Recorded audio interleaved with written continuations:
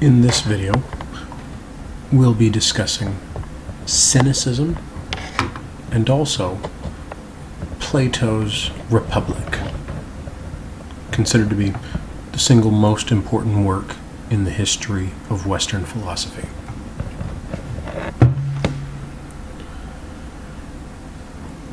I'll begin with an anecdote. A number of years ago, a student came up to me after a lecture similar to the one I gave in the last video and asked if she could ask me a question but didn't want me to answer it. And I thought this was strange. Why would you ask a teacher a question if you didn't want them to answer? The student wanted me to go home and think about it. And the question was, why are you so cynical? And I thought, cynical used to mean something different than it does in our language today.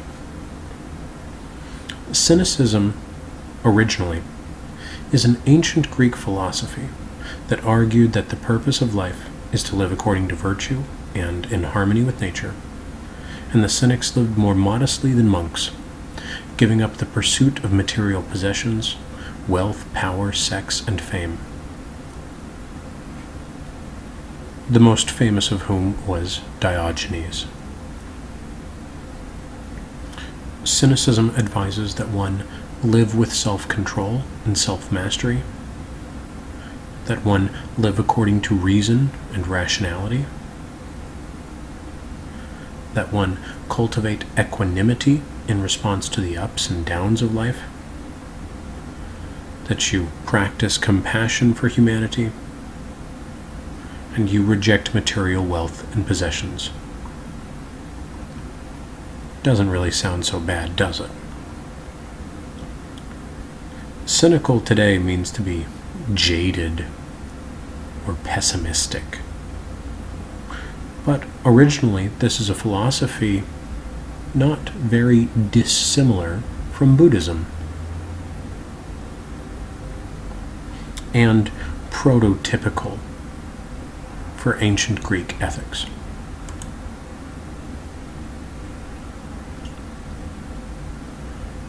Only fragmented sayings of the philosophy of Diogenes exists.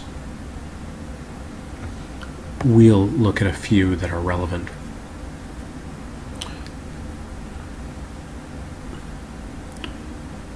Diogenes is quoted by Stobaeus as having said, "It's not that I am mad," meaning crazy, "but only that my head is different from yours."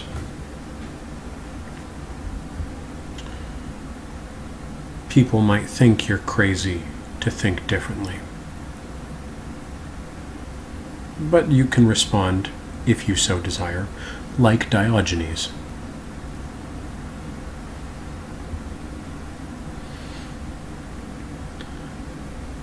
This is also especially relevant because one of the characters we're going to see later in this semester is a combination of one half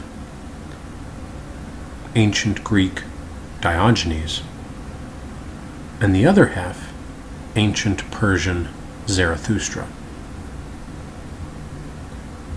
In the 1880s, Friedrich Nietzsche publishes a text which would change the course of philosophy, titled The Gay Science, or The Joyful Wisdom, depending on the translation from German.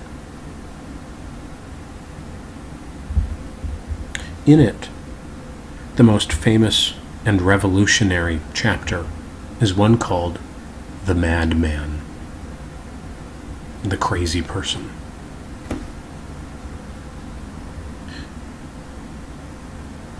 Nietzsche's madman goes around town preaching that there is no God, that the idea of God is over.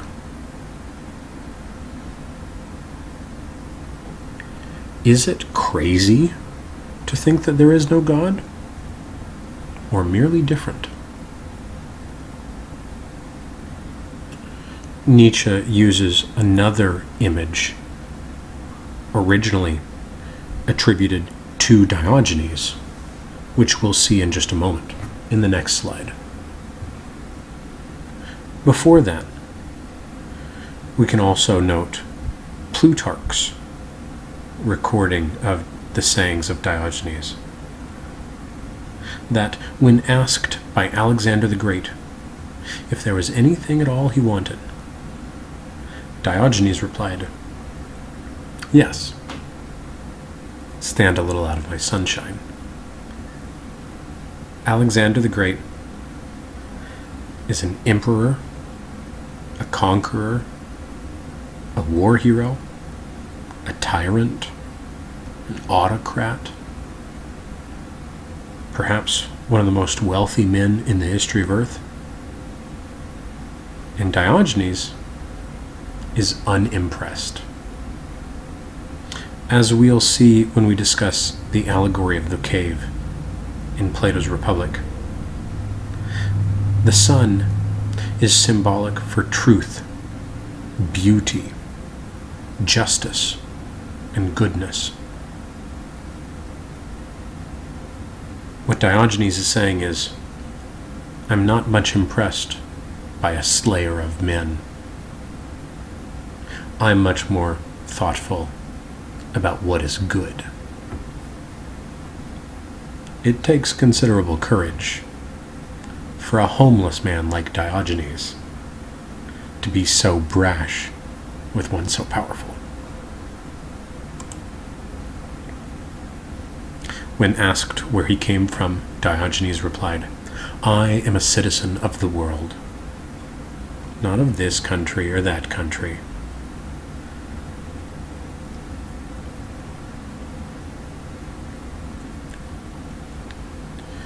We'll use the Persian poet Rumi's account that Nietzsche also picks up on, which is the image you see before you of Diogenes holding a lantern in the daylight.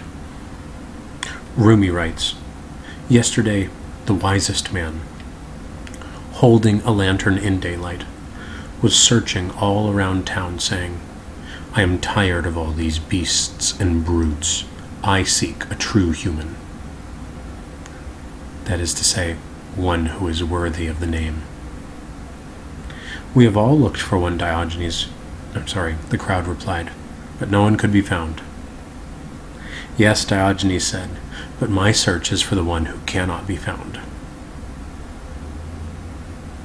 That's a bit paradoxical. But the point of lighting a lantern in the daylight is, if people are stumbling around as if in the dark, tripping over things that are right in front of them, you should light a lantern to help them see.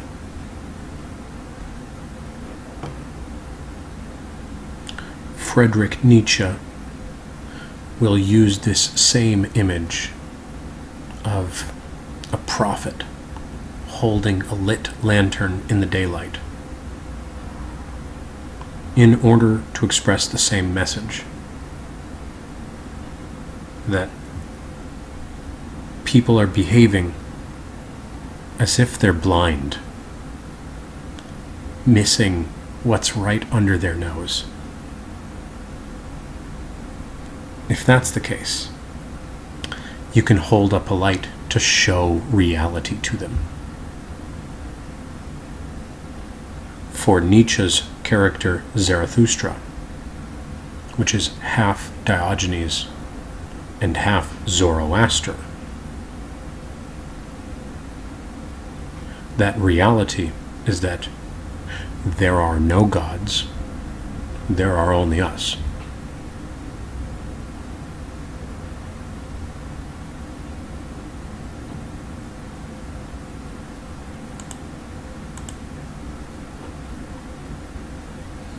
As we move into Plato and from Plato to Epicurus. Pay special attention to how these antagonisms towards religion continue to build up over hundreds and hundreds of years, to the point that Nietzsche can eventually say, and write, it was all bunk anyways. What I want to trace is how philosophy got there, and why the arguments turned out the way they turned out. There'll be a number of intervening features,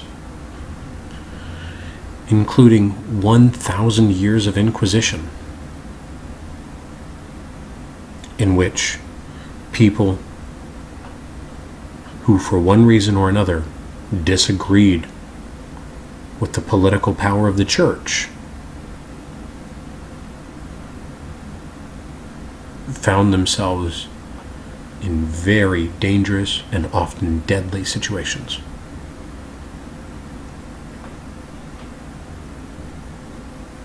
My argument to you is that there is a number of threads that connect our world today to the dawn of recorded history and before. Piece by piece, if we follow those threads, my hope is that we can have a better understanding of how we got to be here. Or, in other words, why our world is the way it is. In pursuit of that understanding, after we deal with Plato and Aristotle, as the Greek and Roman culture falls into ruin, Christianity and Islam will emerge. Dominant political and religious forces whose significance we would do well to attempt to make sense of. For now, Plato. It's worthwhile to understand a handful of very important terms: idealism, rationalism, and empiricism. We will make use of this vocabulary for the rest of the semester. Idealism, I've defined as a philosophical system concerned with ideal states for the individual or the collective. And furthermore, it usually involves the insistence that the mind is capable of understanding the foundational principles that make the world the way it is. So, ideal people or ideal societies is first off what idealism in a philosophical context deals with. And secondly, you might simplify the definition to mean also that ideas are important and useful for understanding the world. We'll see both elements of that definition in play, both in Plato and others.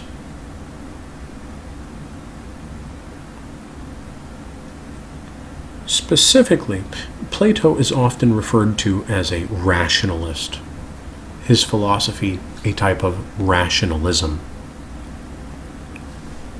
We can define rationalism as appealing to reason, the workings of the mind, and the rational faculty in order to discover new information. You could simplify this to mean that in rationalism, the mind is the first place to look for new information, or that the mind is where knowledge comes from. And usually, this type of philosophy is contrasted with empiricism, which we had discussed previously, especially with Parmenides. Empiricism, specifically, would be defined as appealing to observation and experience of the external world in order to form new knowledge. Plato's student, Aristotle, would be a good example, as is the Renaissance English philosopher John Locke, who's especially relevant to American political philosophy.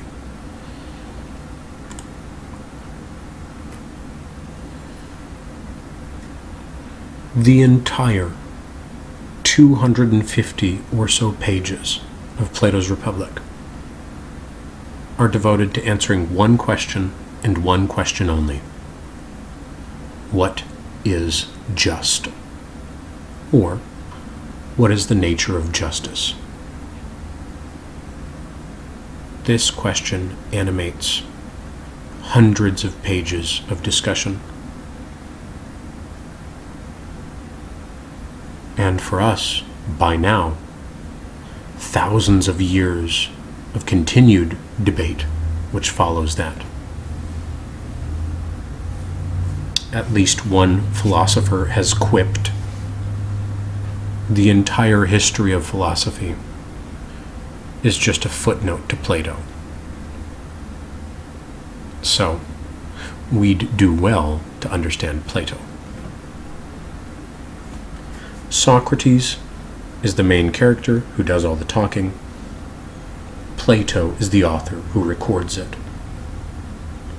Whether or not Plato is a faithful representative of Socrates' philosophy, or whether he's presenting his own philosophy with Socrates as a mouthpiece, is almost impossible to tell. What we'll find, and the way I've structured my lecture on Plato's Republic, is to look at the definitions of justice which are offered, some of which are accepted, and some are rejected. So, just because you see a definition on the PowerPoint slide in front of you does not mean it's a good definition. You'd have to look to the context which I've provided for that.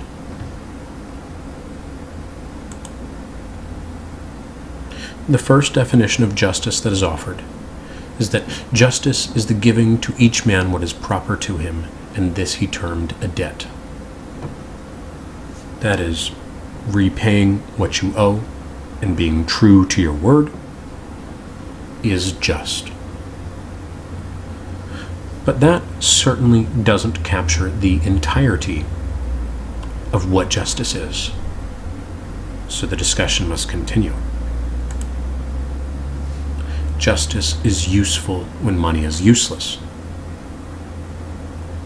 Consider if someone kills a close family member of yours and says they'll pay you $200,000 of hush money if you don't go to the police.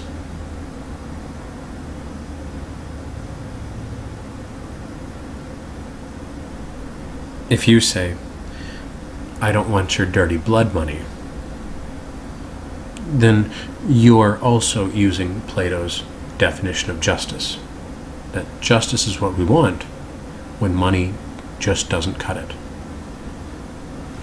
Sometimes money is and can be used as an intermediary for justice. But, at least in some circumstances, it does not suffice.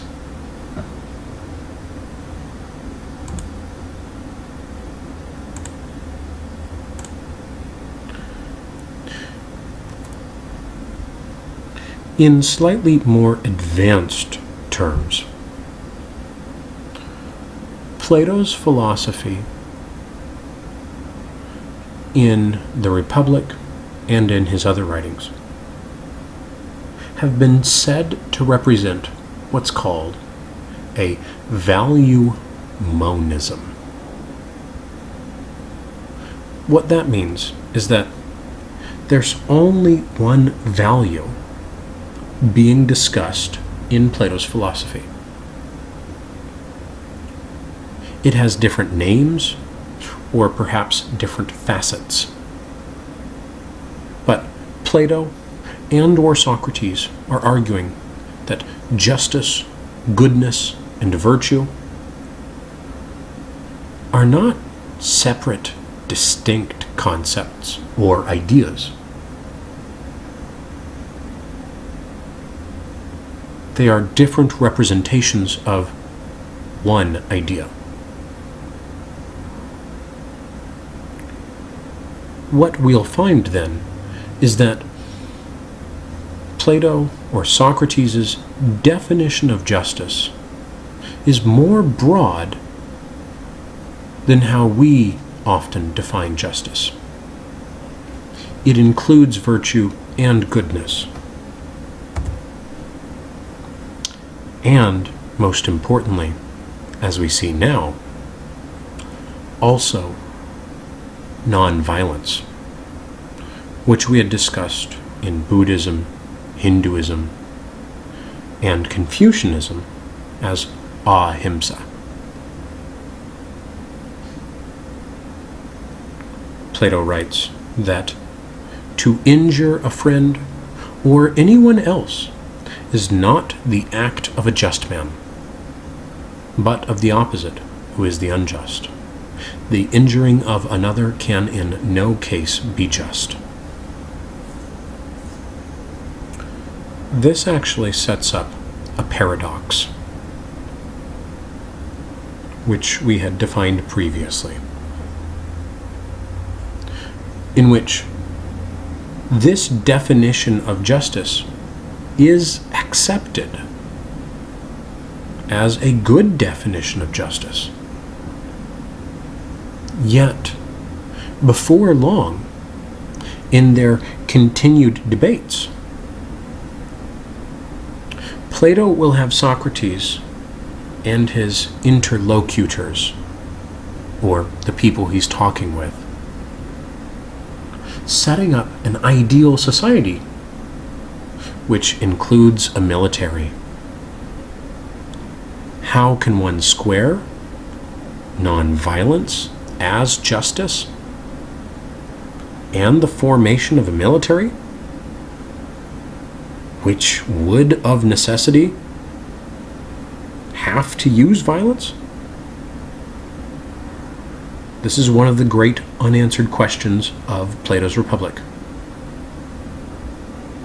It's also why it's idealistic. True justice, if it's non-violence, may be too ideal to be actually attainable. But that's just one possible understanding of how to square those contradictory ideas, both of which coexist within the text of Plato's Republic.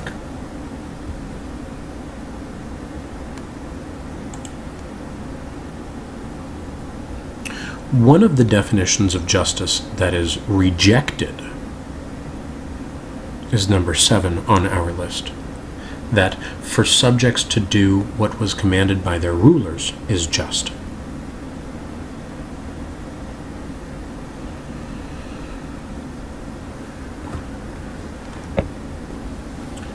The reason why this definition of justice is rejected is that rulers are humans and therefore fallible. They are capable of making mistakes. And so, if it's both just to follow the laws and just to do right by your leaders, if the leader makes a mistake, it's both just to follow the law and not just to follow the law. This would set up a conundrum or a contradiction, making it impossible to act. So, the insight that this provides, which is relevant for us, is that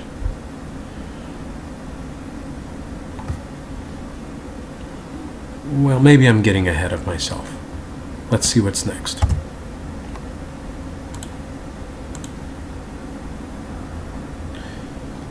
First, there's a debate about whether justice is better or injustice,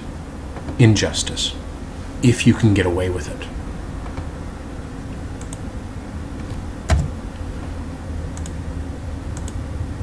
One of the arguers argues that it's better to lie and cheat and steal so long as no one catches you than it is to be a person of integrity. But Socrates makes the opposite argument, implicitly based on ideas of karma, which we had seen in Hinduism, which suggest more so that what goes around comes around, and eventually bad behavior will bite you in the end. In the 1500s, Niccolo Machiavelli will take up this argument again, arguing that it's best to appear to be moral, but behind the scenes, to do what works best for you.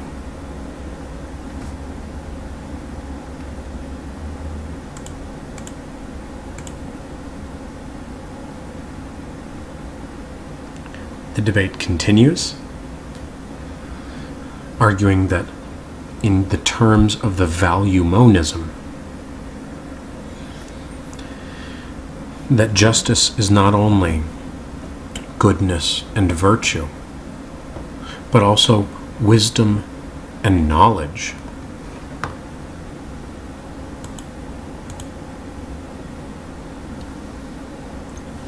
Furthermore, it's also excellence. In Greek, arete, A-R-E-T-E.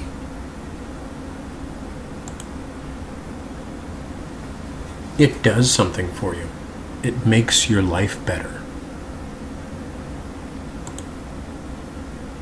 It provides happiness, or eudaimonia, contentment, or well-being. And then, after what was likely hours of discussion, at last, Socrates' conversation partners want to know, tell us, Socrates, what is justice? Don't just go round and round in circles. And Socrates claims, I don't know. That's why I asked you guys. Which displays a comical and perhaps also humble aspect of Socrates' character. Which is not to say that Socrates is without arrogance, as the next text in our discussion should likely display.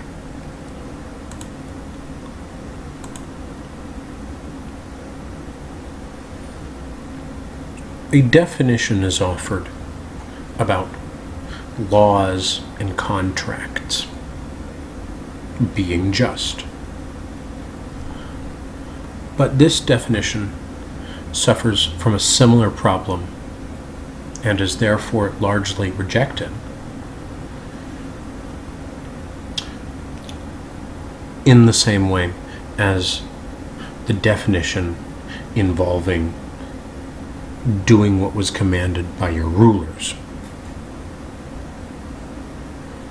Specifically, that bad laws or unjust laws would both be just to follow and not just to follow, which allows us an insight, specifically that what is good or moral and what is legal are not always the same thing. Examples that are often given are the Holocaust and slavery. Some have expressed the idea that laws merely indicate who is in power. That cynical definition, in the contemporary sense of the word cynical, is likely a step too far. But wrestling to make sense of how one engages in unjust societies with unjust institutions is one of the most important philosophical questions a person can deal with.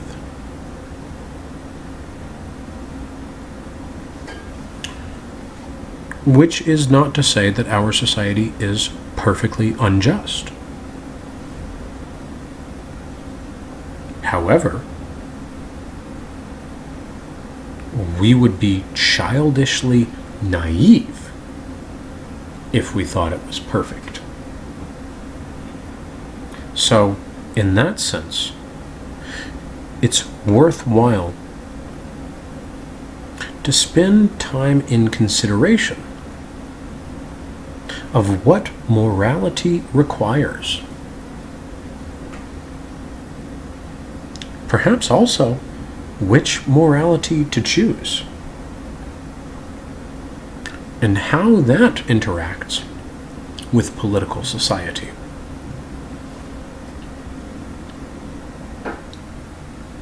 That, in at least seed form, is a large part of the point of Plato's Republic, to attempt to wrestle with at least some of those issues.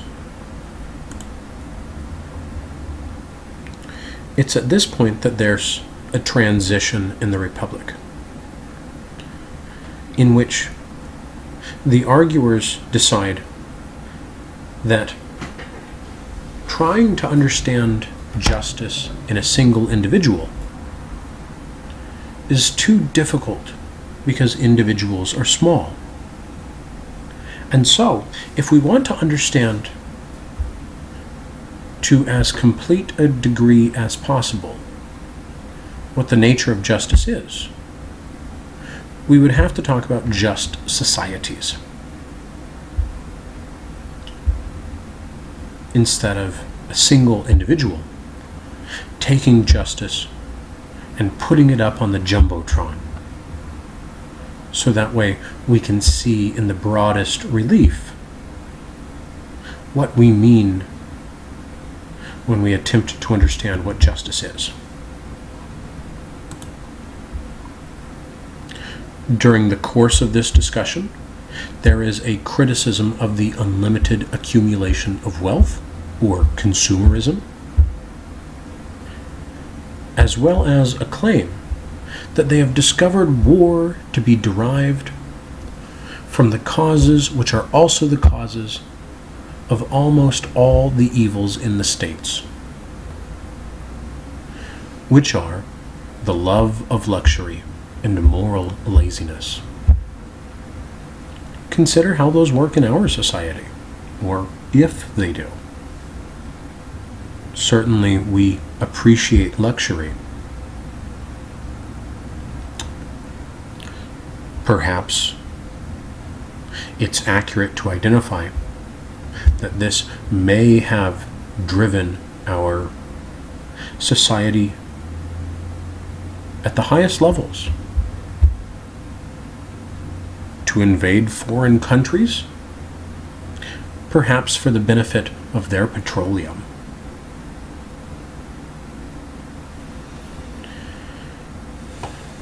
I cannot personally argue with confidence that there's a simple equation in which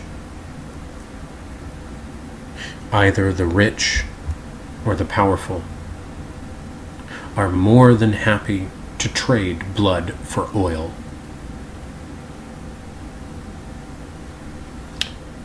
But I'll take a related example, which I think is easier to deal with,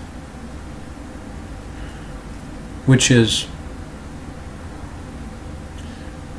our lust for power, energy, electricity, and convenience is likely destroying the planet, if not for us, then for other species, and almost certainly for future generations.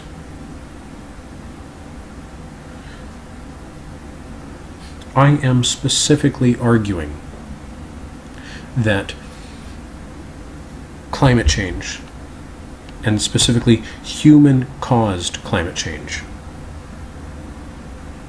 is not propaganda or a conspiracy, but an evil, and a real one, caused by our love of convenience or luxury and our moral complacency.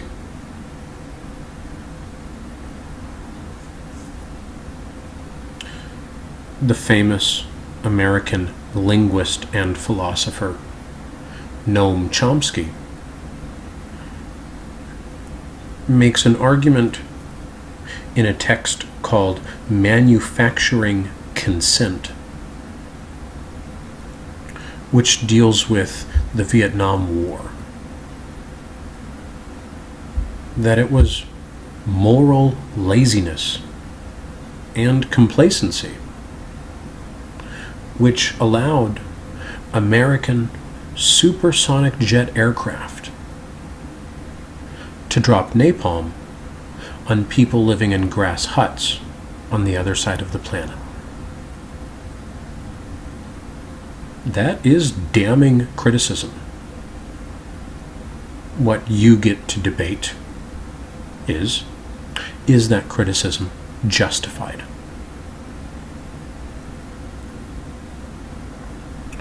There is one other paradox which exists here, which is that although Socrates, and as Plato writes it, Plato recognizes that the love of nice things causes war, and therefore violence, and therefore injustice. As they set up their ideal society, they want to make it a nice society so that it can be ideal. And thus, to that extent, the ideally just society is likely not also ideally just.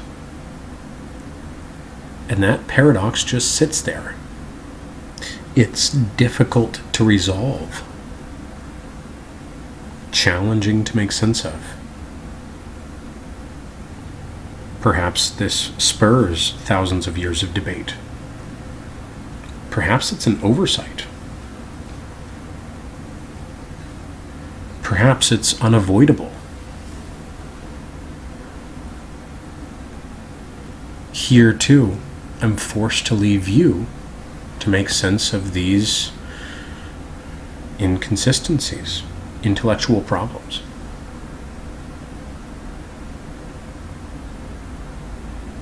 Would an ideal society have flaws necessarily baked in that cannot be avoided? Or are we beyond the realm of possibility? Is it even worthwhile to discuss idealism in the sense of how do we make our society ideal if we know we can't achieve it?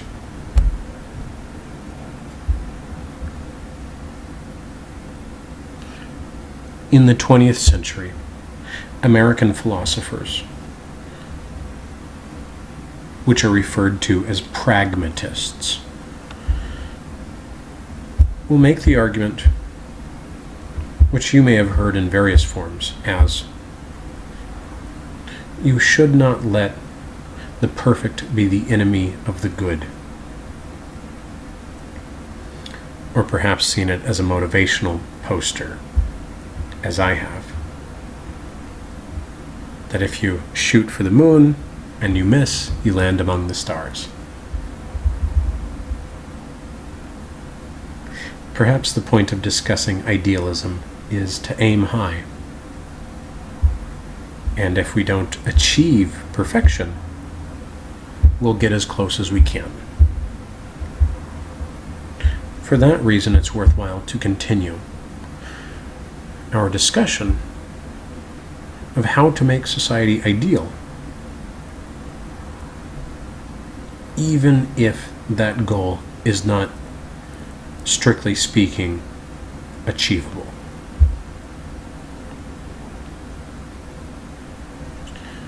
Plato has Socrates introduce what's referred to as the one man, one art principle, in which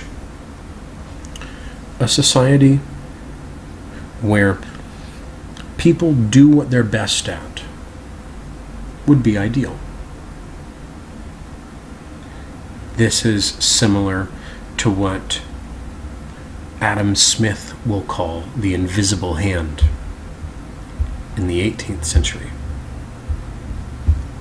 where each person left to their own individual self-interest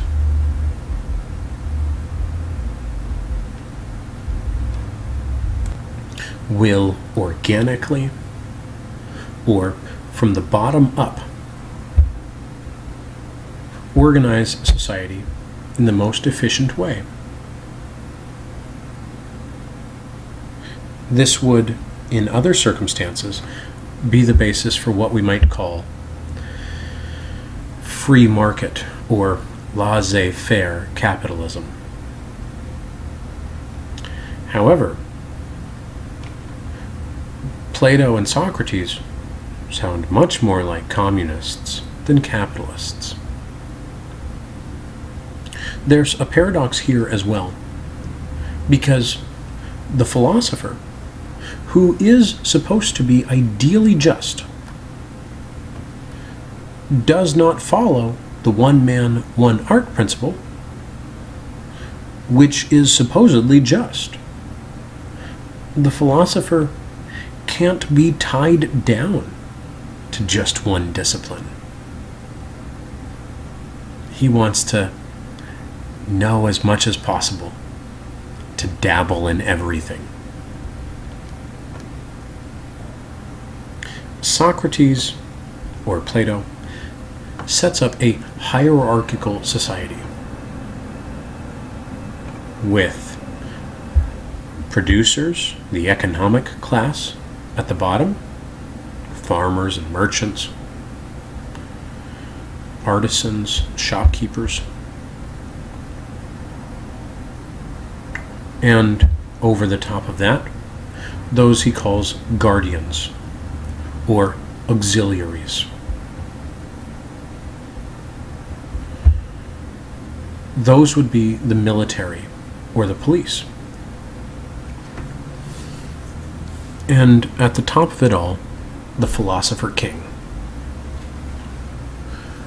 If you write a book about how you think society should ideally be ordered, you can put whoever you want in charge.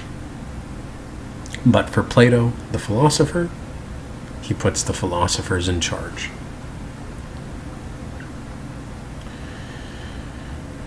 Socrates argues that the guardians and the philosophers must be educated in music, so that way they understand harmony.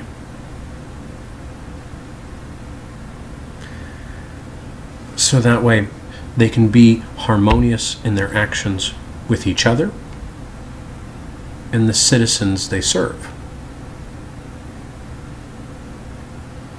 Imagine if on the first day of basic training for the military or police academy for the police, the instructors handed out those annoying childhood instruments called recorders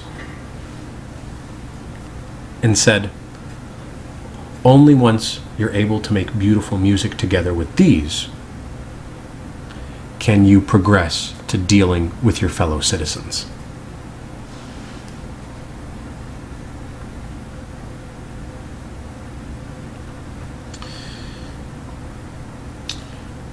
Plato also has Socrates argue that the military or the police should live communally.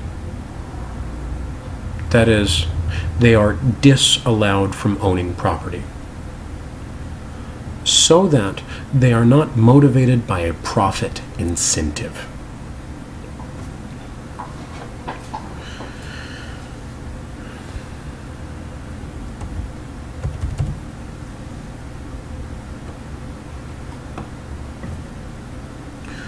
We have, in our contemporary American political society, criticisms of what has been called policing for profit. Regardless of your personal political opinions regarding the Black Lives Matter social movement, or specifically the incident with Michael Brown in Ferguson, Missouri. The Department of Justice completed a report which argued, and you would have to determine correctly or incorrectly, that the community of Ferguson was being victimized by its law enforcement for what could be called municipal revenue generation. Consider another example where there's ticket quotas that officers have to fulfill, whether they're really necessary or not. Civil asset forfeiture.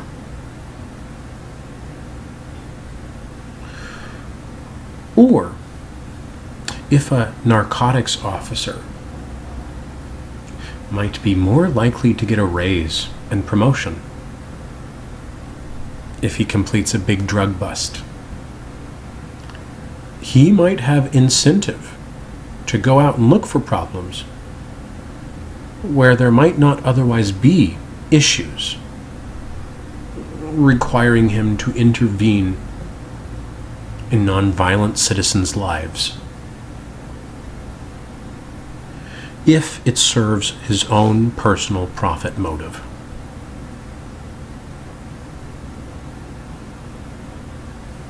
However, this is not the most radical and controversial element of Plato's argument. Instead, Plato makes an argument that what I've called here mythological stories. What for him was religion. In his ideal society should be censored according to its truth and morality content. Our society largely has distaste for the idea of censorship, of the government saying what you can and can't know. We attribute these ideas more to communist China and as significantly repressive. But Plato's idea is that if religious stories are not true, or if they do not provide a good morality, they should be locked away from public view. Plato is concerned that specifically scary stories of torture in an afterlife, what we would call a hell, will cause people to be slaves to their own fears rather than morally virtuous for its own sake. And if Plato's desire is freedom as opposed to slavery, then he desires to guard against tyranny of fear, serving the purpose of religion. Secondly, Plato is concerned that at least the ancient Greek gods are petty, spiteful, vengeful, and jealous. And so, vengeful, petty, jealous gods, he argues, do not serve as gods. And petty gods, jealous and vengeful gods, will make petty, jealous, and vengeful people. After all, they're only emulating what they've learned from what they've heard. As for whether Adam and Eve, the Garden of Eden, and the fall of man, or the resurrection of Jesus, would pass Plato's truth requirement, it's very tough to say. As for whether Abraham's willingness to sacrifice his own son, or Joshua's willingness to slaughter his enemies, would pass the morality content or requirement, I would say is doubtful.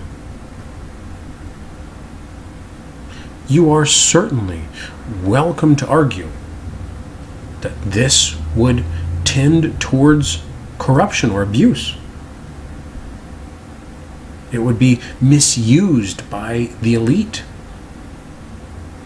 Perhaps, probably.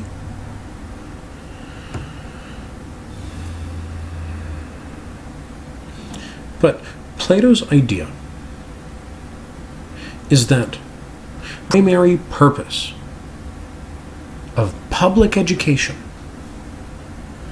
should be to train people in morality, and that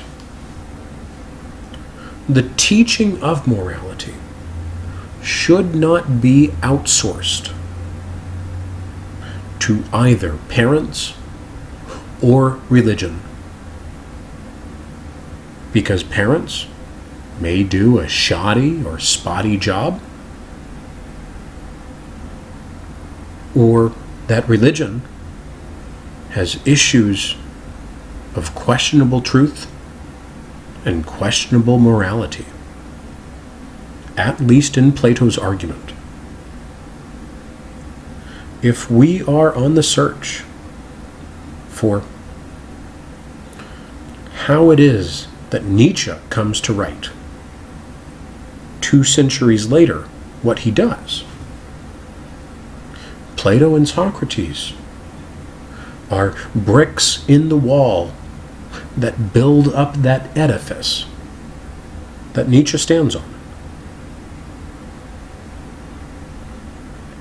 Notice that people complain in our society when bad things happen. It's the parents' fault. Plato's argument is the same. Then take the teaching of morality away from parents. But you would likely identify that public school, which is a Platonic as well as communist idea, as we'll later see, is not primarily about moral education. Could it be or should it be? Is not an easy or obvious answer to deal with either, though.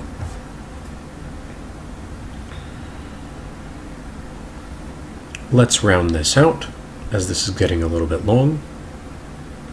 There's an additional definition of philosophy, which is that the love of learning is the love of wisdom,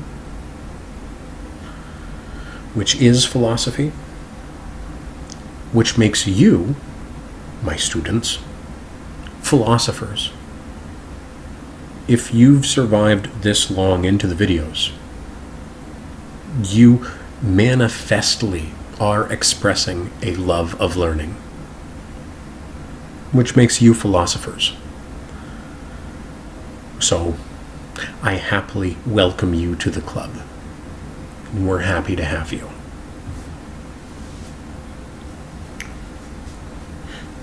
Plato goes on to make an argument which will start an avalanche of other arguments.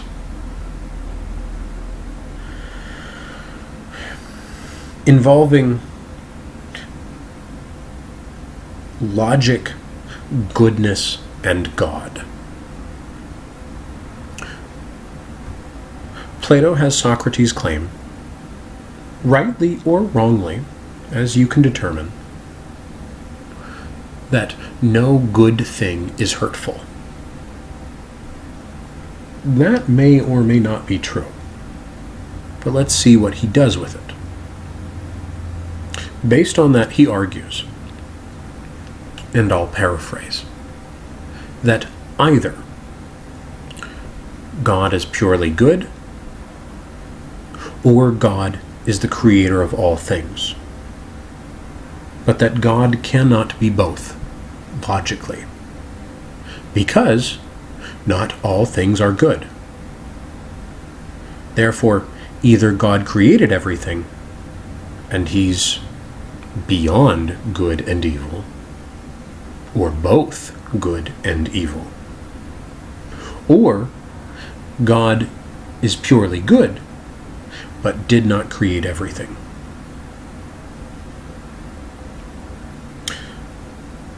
The late ancient Greek philosopher Epicurus will take this argument to its logical conclusion and argue that if there is a God, that God is likely evil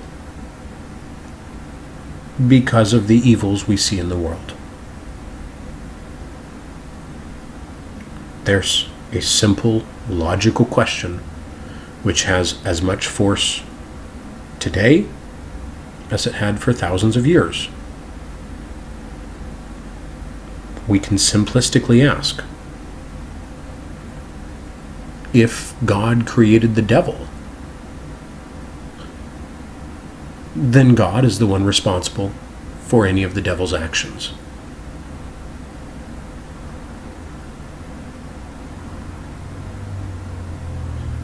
That logic of an all-knowing and all-powerful God, for Epicurus, is an inescapable iron prison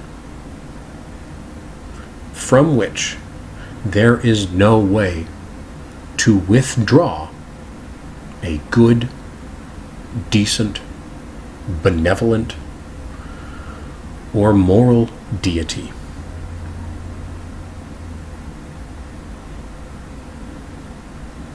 The logic is as unpleasant as it is unforgiving.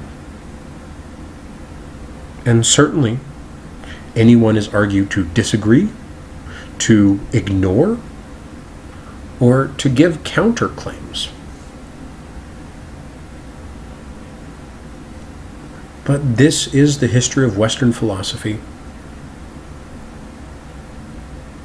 and an accurate representation of the development of the ideas within Western culture. Take it or leave it.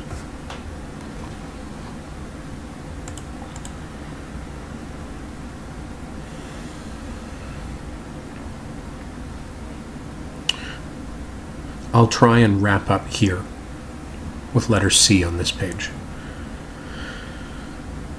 That Socrates wishes, if he is to do away with religious stories and the morality they do or don't provide, that there would at least be one story he wishes he could replace them with. What he calls the true lie, or the noble lie. An oxymoron, paradox, or contradiction there, too. He wants to tell them that their education was a dream, and that during the time that it seemed like they were going to school, really they were being formed in the womb of the earth. And then when they were ready to be graduated, they were born from the earth herself. And that therefore, their country being their mother and also their nurse, they are bound to advise for her good, and to defend her against attacks. And her citizens they are to regard as children of the earth, and their own brothers. Plato's brother Glaucon is the one who speaks next. He says, "No one's going to believe that load of hogwash, Socrates."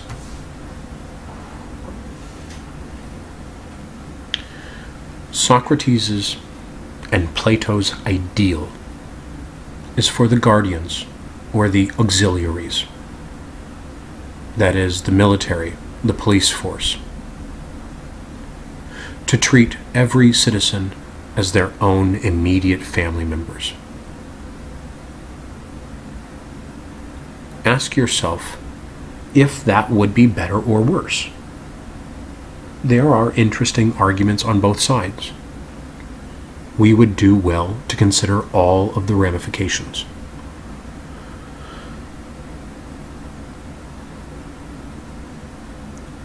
And ask yourself also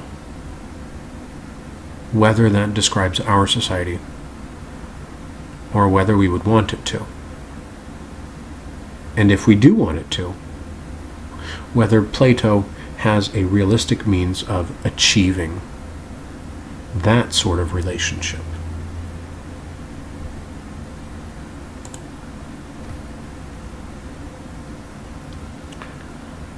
Plato writes that to keep watchdogs who, from want of hunger, of discipline or hunger, or some evil habit or other, would turn upon the sheep and worry them, and behave not like dogs but wolves, would be a foul and monstrous thing in a shepherd. Therefore, every care must be taken that our police force, being stronger than our citizens, may not grow to be too much for them and become savage tyrants instead of friends and allies. This is not just me, your professor, speaking out of bias and drawing this reading out of Plato.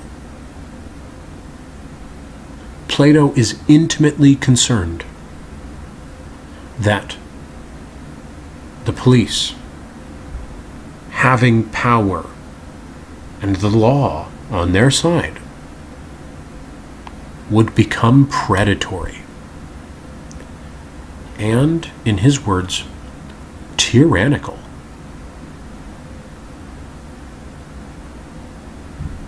The only thing he suggests that can stand against that is moral education, which it would be worth considering how successful we are in that, either for our police, in Confucius's terms, our politicians,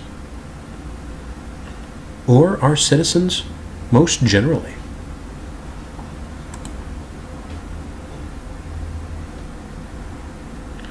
I'll end here, and in the next video, deal with what's called the tripartite soul, self-mastery, and the allegory of the cave, as well as Plato's aesthetic theory. Thank you for listening.